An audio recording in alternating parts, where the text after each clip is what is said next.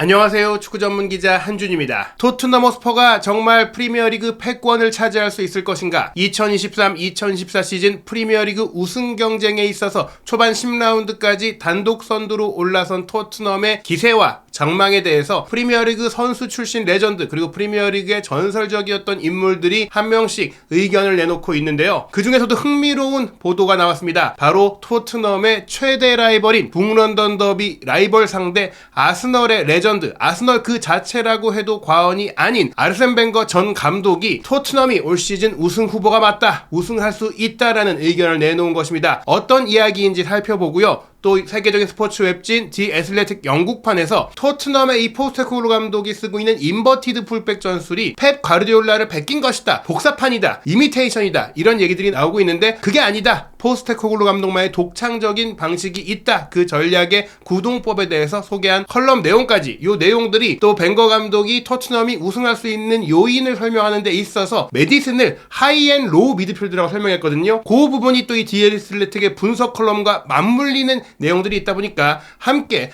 종합해서 소개해드리도록 하겠습니다. 아르센 벵거 감독이 토트넘이 우승할 기회가 충분히 있다라고 하면서 익셉셔널, 대단한 영입을 통해서, 탁월한 영입을 통해서 가능했다라고 칭찬하고 있습니다. 우선 어떤 이야기가 나왔느냐? 벵거 감독이 카타르에서 운영하고 있는 세계적인 스포츠 미디어 방송이죠, 비인 스포츠와 토요일에 인터뷰를 가졌는데요. 바로 토트넘이 크리스탈 팰리스를 꺾은 이후 10라운드까지 선두를 달리고 있던 시점에 나온 인터뷰였습니다. 10경기를 치른 후에 리그 1위 자리에 올라 있다면 이라면서 벵거 감독이 이야기를 시작했고요. 저는 항상 깊은 곳에서 느끼는 저의 생각을 말하는 것을 좋아하기 때문에, 즉 나는 속내를 숨기는 사람이 아니다. 물어본다면 립서비스를 한다거나 수사를 못 쓴다거나 번지르르한 대답을 하는 게 아니라, 관리하면서 이미지를 신경 쓰는 게 아니라 난 솔직하게 얘기하는 사람이다. 그렇기 때문에 이 질문 저에게는 까다로운 질문이 아닙니다. 저는 토트넘이 프리미어리그 우승 경쟁팀 중 하나가 될 수 있다, 될 것이다 라고 믿고 있습니다 라고 확실하게 이야기를 했습니다. 본인이 아스널의 기틀을 다졌던 인물이라는 점과 관계없이 현재 피파의 기술위원장으로 일하고 있는 직책으로 봤을 때도 중립적인 입장을 견지하는 것은 그럴 수 있겠지만, 어찌됐거나 본인이 축구를 보는 관점에 있어서 토트넘은 현재 프리미어리그 우승을 차지할 자격이 있다라고 이야기한 것인데요. 그 배경에 일단 그들은 훌륭한 선수, 로우 미드필더에서 하이 미드필더로 연결되는 제임스 메디슨을 영입했고, 그 영입이 토트넘이라는 팀에 기술적인 창의성을 더해주었습니다라고 설명을 하게 됩니다. 바로 이 부분, 메디슨을 로우 미드필더, 하이 미드필더의 연결고리라고 이야기를 했어요. 저희들이 이제 메디슨이 합류했을 때 10번 플레이메이커가 마침내 합류했다라고 얘기를 하면서, 이전에 크리스찬 에릭센이 인터밀란을 떠나서 프리미어리그 복귀를 추진할 때 에릭센이 와야 한다, 토트넘이 포체티노 감독 시절에 데스크라인이 해체되는 과정에 가장 뼈아팠던 것이 바로 플레이메이킹이 가능한, 경기 조율이 가능한 에릭센의 부재다, 이런 부분들을 얘기해드렸었는데, 메디슨이 그런 역할을 어느 정도는 할 수 있을 줄 알았지만, 메디슨이 이전에 레스터시티에서는 에릭센처럼 이제 10번과 8번을 겸할 수 있을 줄은 몰랐는데, 이번 시즌 메디슨이 활약하는 걸 보면 바로 하이앤 로우 미드필더 10번, 8번, 6번까지 오가면서 중앙 척추 라인을 관통하면서 후방 빌드업, 중원 연계, 전방 압박, 키패스에 기회 창출까지 모든 게 가능한 역할을 하고 있잖아요. 그런데 이렇게 메디슨이 활용될 수 있는 과정은 메디슨의 능력도 있지만 포스테코글루 감독이 쓰고 있는 바로 인버티드 풀백 전술에 있다. 그 얘기를 우선 디 애슬레틱의 분석과 맞물려서 소개해드리겠습니다. 우선 이 벵거 감독의 발언은 손흥민 선수의 이야기도 나오기 때문에 여기가 끝이 아닙니다. 저희가 그 해당 발언에 맞는 내용들을 디 애슬레틱의 컬럼과 이제 함께 소개해드리는 구성으로 이제 준비를 했는데요. 우선 이 디 애슬레틱의 분석 내용 보겠습니다. 토트넘의 엔지 포스테코글루 감독은 2명의 풀백을 중앙 공간에 배치해서 토트넘이 프리미어리그 시즌 사상 최고의 출발을 할 수 있도록 뒷받침했습니다. 많은 전술적인 요인 중에서 이 인버티드 풀백이 중요하다는 것입니다. 포스테코글루 감독은 본인이 인터뷰에서 저의 전술의 비밀은 없습니다, 그냥 펩을 따라하는 것뿐입니다 라고 이야기를 했는데, 실제로 이 인버티드 풀백을 가장 성공적으로 또 널리 알리게 된 인물이 가르디올라 감독이죠. 칸셀루를 안쪽으로 기용했던 것도 그렇고, 많은 선수들, 과거에 바이에른 뮌헨에는 람도 그렇게 썼었고, 풀백을 미드필더처럼 활용하면서 또 진첸코도 그랬고, 이렇게 좀 선수들의 전술적인 역량과 또 경기 운영 과정에서의 중원 빌드업을 강화하고 또 측면을 측면 선수들에게 맡기는, 풀백을 윙어처럼 써던 과거의 공격 전술과는 새로운 기조를 만들었던 게 이제 과르디올라 감독이기 때문에 그걸 모방했다라는 얘기들이 나오고 있지만, 이러한 전술적인 특징은 이미 포스테코글루 감독이 전 소속팀인 셀틱에서도 특징적으로 사용을 했었고, 또한 모방해서 쓴 게 아니라 본인만의 방식으로 소화하고 있다라고 설명을 합니다. 포스테코글루 감독은 이렇게 말합니다. 많은 부분이 선수들의 본능에 의존하지만 최대한 유동적인 시스템을 만들려고 노력하고 있습니다. 공간이 있으면 풀백이라는 사실을 잊고 축구 선수라는 사실을 잊지 말고 그 공간으로 들어가야 합니다. 내가 풀백이니까 사이드에서 상대 수비 맞고 올라가서 크로스하고 이런 역할만 하는 게 아니라 앞에 공간, 안쪽에 공간이 있으면 내가 들어가서 그 자리에서 그 역할을 한다. 바로 이게 포지션 플레이예요. 루이스 판할, 후안 마리오, 과르디올라, 그리고 크루이프,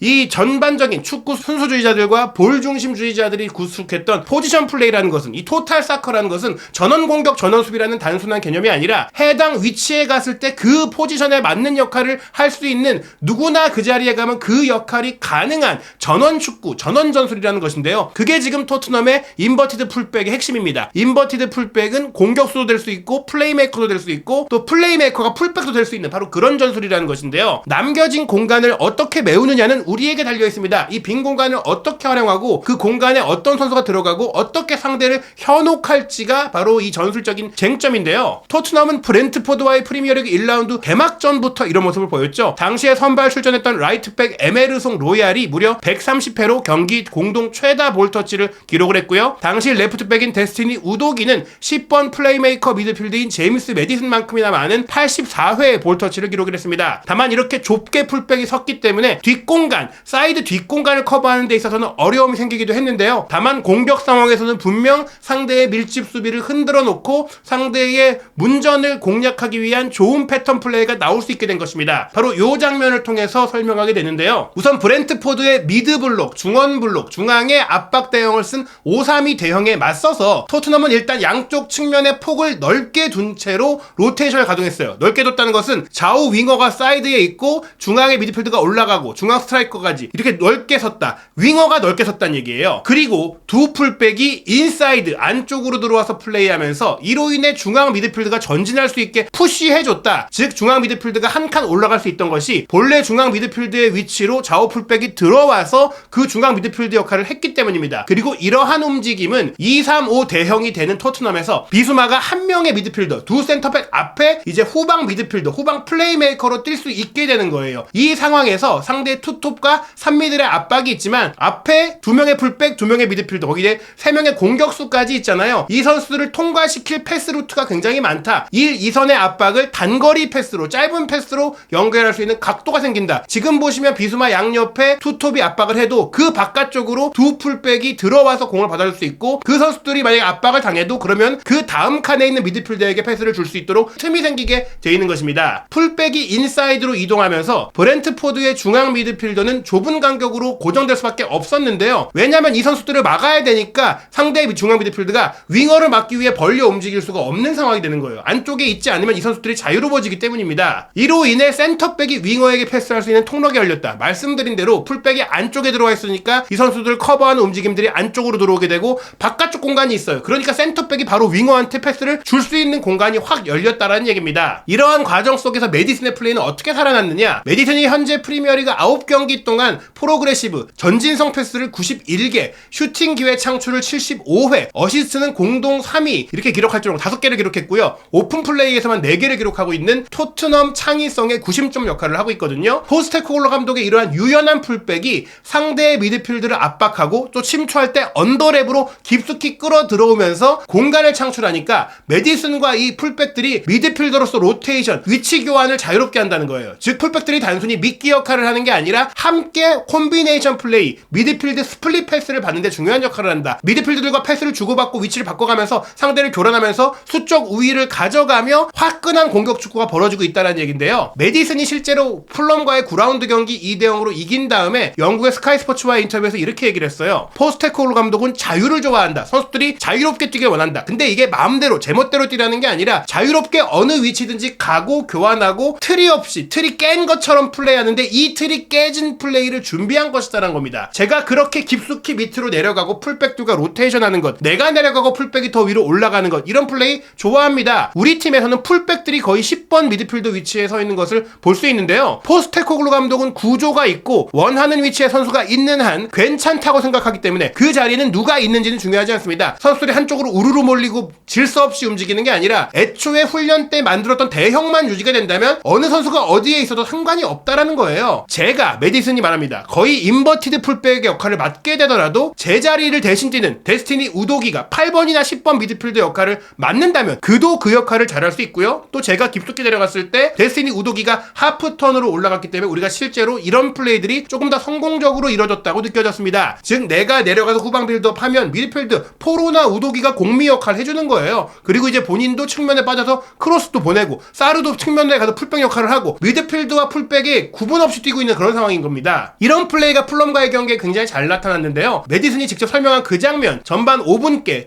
초반부터 나왔고 전반전에만 4차례나 나왔어요. 첫 번째 장면은 경기 전체적으로 메디슨이 이제 후방 빌드업 센터백 앞으로 내려가서 공을 풀어줬잖아요. 오프닝 패스를 열어주는데 풀럼이 4-4-2대0으로 이제 압박을 하고 있잖아요. 이 6명의 선수를 한 번에 넘겨주면서 우도기에게 패스를 해줘요. 그리고 포로도 비슷한 위치에 있죠. 포로에게도 그렇게 패스를 전달해줄 수 있는 겁니다. 메디슨이 내려오고 원래는 이제 사르나 메디슨이 두 명의 메짤라처럼 전진해서 플레이하는데 포로와 우도기가 그 자리에 가고 메디슨과 사르가 그 뒤에 내려와 있는 그런 대형이 된 겁니다. 이렇게 전달된 패스를 히샬리송이 받아요. 우도기가 히샬리송에게 내려주고 히샬리송이 이제 상대 수비 측면 수비를 마주하게 되는데 조금은 빨리 크로스를 연결했어야 되는데 늦어지다 보니까 두 명이 압박을 하게 됐고 그러다 보니까 크로스가 정확하게 이루어지지 못했어요. 그런 가운데 손흥민 선수 쪽으로 헤더 슈팅을 끌어내려고 크로스를 했지만 마무리가 안 된 장면인데 어찌됐거나 이런 패턴 플레이가 토트넘이 준비한 플레이다. 지금도 보시면 포로 우도기가 공격 지역 안쪽으로 들어가 있고 오히려 메디슨이 후방에서 빌드업에 기점을 했기 때문에 나와 있잖아요. 그리고 손흥민 선수가 중앙 공격수로 침투하고 있죠. 전반 후반부에도 이런 플레이가 나왔어요. 이번에는 메디슨이 또 뒤에서 우도기에게 거의 비슷하게 패스를 또 찔러 넣어주죠. 상대의 6명을 그냥 통과시켜버리는 단숨에 넘겨버리는 벗겨버리는 패스였어요. 그 다음에 우도기가 히샬리송에게 패스를 했고 히샬리송이 크로스를 올리고 그 사이 공간을 우도기가 침투해주니까 그쪽으로 선수들의 시선이 쏠려 있었고 그리고 페드로 포로가 오른쪽 풀백인데 중앙 스트라이커 위치로 딱 들어와서 슈팅을 하려고 했는데 아쉽게 건드리지 못하면서 무산이 됐지만 이런 플레이입니다. 우도기가 10번 포로가 스트라이커 9번 자리에 가 있고 손흥민 선수가 그 뒤에 내려와 있는 거예요. 이런 플레이 사실 포스테코글루 감독이 이전 경기에서 이런 얘기도 했었죠. 우리는 오늘 포로를 센터포워드로 썼다. 이렇게 유연한 플레이가 나온다는 것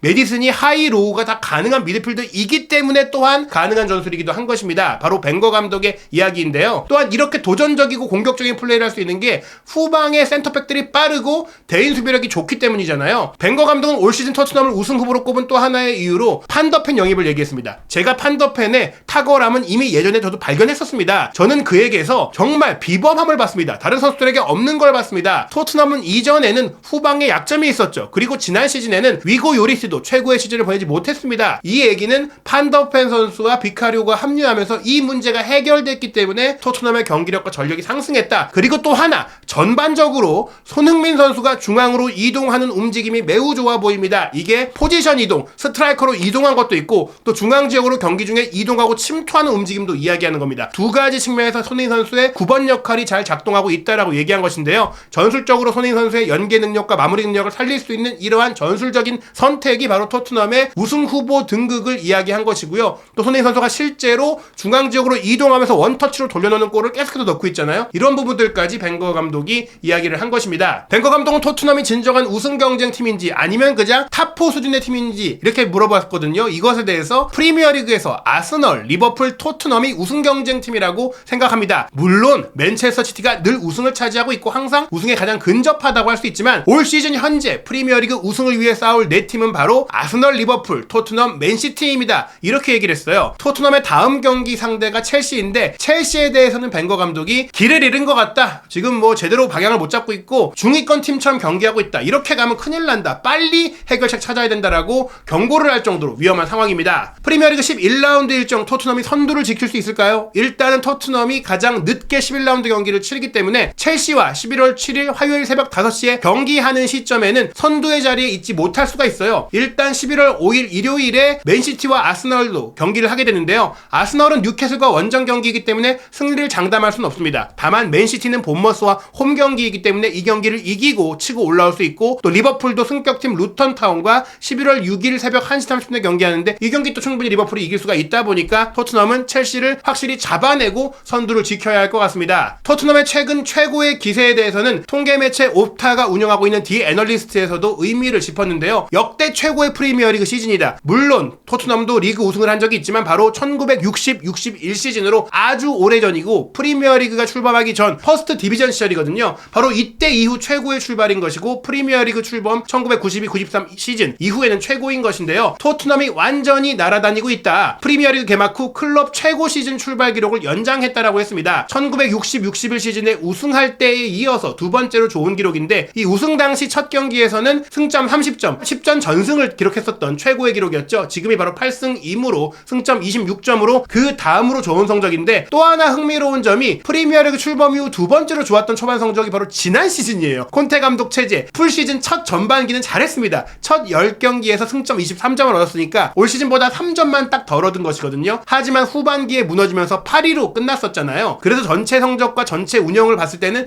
지난 시즌은 실패했다라고 보는 것이고 그 다음으로 좋았던 출발이 2011-12 시즌인데 10경기에서 승점 22점을 얻었고 4위로 챔피언스리그 진출권을 얻었었습니다. 토트넘이 프리미어리그 출범 후 최고 성적을 거뒀던 것은 2016-17 시즌으로 준우승을 차지했던 2위인데요. 이때는 이제 2013-14 시즌, 2017-18 시즌과 함께 첫 10경기에서 승점 20점을 얻었던 바가 있습니다. 이때보다 훨씬 좋은 출발을 하고 있는데요. 올 시즌에 이전 7번의 프리미어리그에서 10경기에서 승점 20점 이상을 기록했던 적이 있지만 리그 성적 자체는 사실 좋지 않았었어요. 2013-14 시즌에는 6위였고 2020-2021 시즌에는 7위였고 또 2022-2023 시즌에는 유럽 대항전도 못 나간 8위였잖아요. 올 시즌에는 그때보다 당연히 더 좋은 흐름이기도 하니까 마지막 우승 시즌 이후 최고의 성적이라는 점에서 우승을 기대할 수 있지 않겠느냐. 물론 디 애널리스트도 맨시티의 진정한 우승 경쟁자이자 도전자가 되려면 아직 갈 길이 멀지만 분명히 나쁘지 않은 출발인 것은 분명하다. 보장된 것은 없지만 토트넘은 다시 한번 승리의 기쁨을 누리고 있다라면서 충분히 이 토트넘의 우승 끝까지 화두로 가져갈 수 있다라고 이야기를 했습니다. 과연 벵거 감독의 기대와 전망 그리고 디 애널리스트의 분석, 디 애슬레틱의 전술적인 분석까지 토트넘의 이러한 승승장구가 후반기 시즌 막판까지 이어질 수 있을지 토트넘 허스퍼와 손흥민 선수의 모든 이야기 한준TV에서 확인하시기 바랍니다.